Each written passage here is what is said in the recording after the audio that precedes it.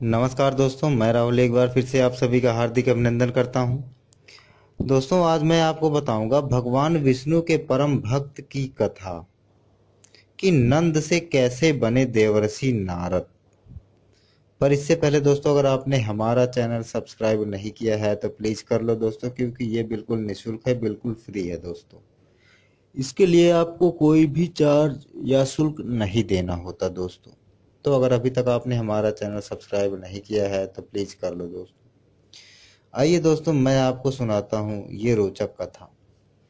दोस्तों, प्रभास क्षेत्र में ऋषियों का एक आश्रम था, जहाँ नंद नामक एक दासी पुत्र उन ऋषियों की सेवा किया करते थे।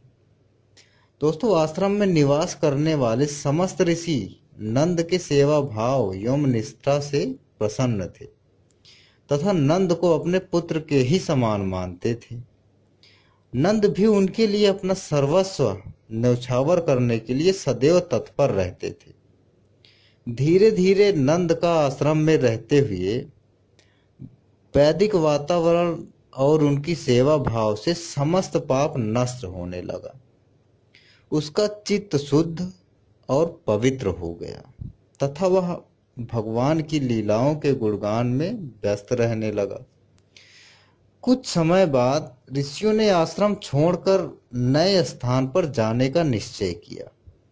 दोस्तों, जब नंद को इस बात का पता लगा तो वह ऋषिगण के पास गए तथा उनसे बोले कि हे ऋषिगण, मैंने अनेक वर्षों तक आपकी सेवा की। दिन रात आपके निकट रहने के कारण मेरा मन सांसारिक बंधनों से विरक्त हो गया है। आपके बिना रहने की तो मैं कल्पना भी नहीं कर सकता।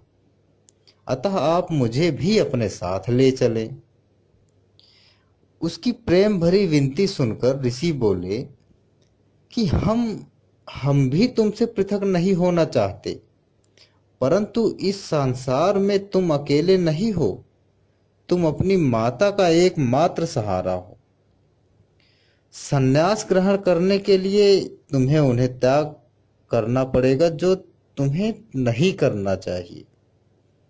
अतः तुम अपनी माता की सेवा करते हुए यहीं प्रभु का ध्यान लगाओ।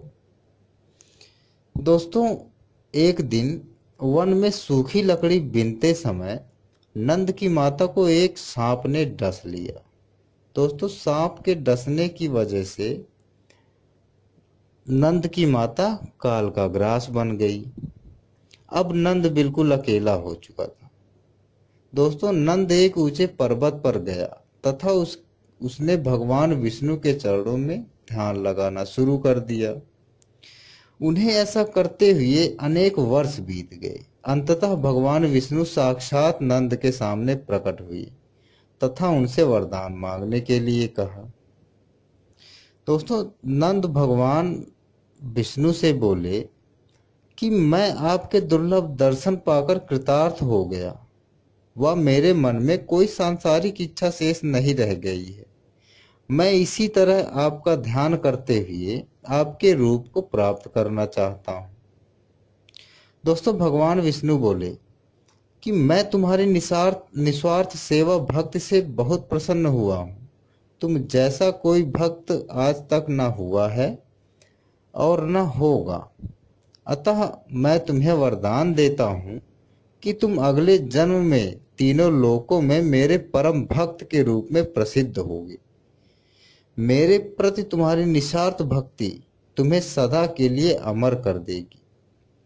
यह कहते हुए भगवान विष्णु अंतर्ध्यान हो गए।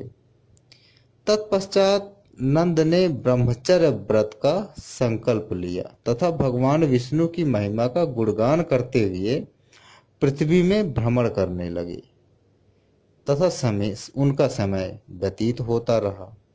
और कुछ समय बाद नंद ने श्री हरि के चरणों में अपना प्राण त्याग दिया। दोस्तों, अगले जन्म में देवर्षि नारद ब्रह्मा जी के मानस पुत्र के रूप में जन्मे तथा तीनों लोकों में देवर्षि नारद के रूप में प्रसिद्ध हुए। अपने इस जन्म में भी देवर्षि नारद ने ब्रह्मचर्य का संकल्प धारण करते हुए भगवान विष्णु की महिमा में अपना ध्यान लगाया।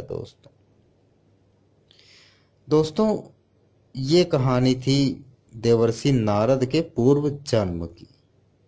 दोस्तों, अगर आपको ये कथा अच्छी लगी है तो इसे लाइक करें, शेयर करें, और अभी तक अगर आपने हमारा चैनल सब्सक्राइब नहीं किया है तो प्लीज़ कर लो दोस्तों, क्योंकि कौन सा पैसा लगना है। इसी के साथ मैं राहुल आपसे विदा लेता हूँ। नमस्कार।